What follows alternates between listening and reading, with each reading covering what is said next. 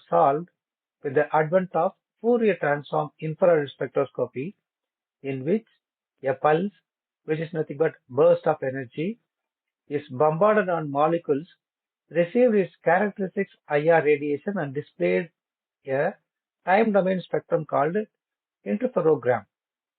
The time domain spectrum, what we call this as interferogram, is converted to frequency domain spectrum by the applications of the mathematical procedure known as Fourier transform.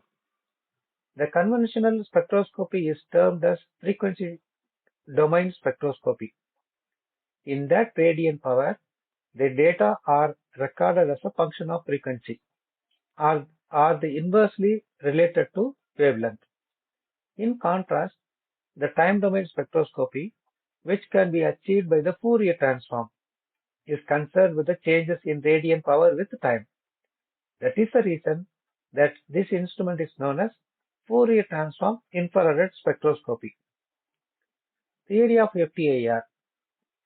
FTIR was developed in order to overcome the limitations encountered with the conventional dispersive instruments. It was slow in the scanning process. It measured all the infrared frequencies simultaneously, but we need individual frequency. Thus, a solution was developed with employed very simple optical device called an interferometer. Here we are going to use Michelson interferometer.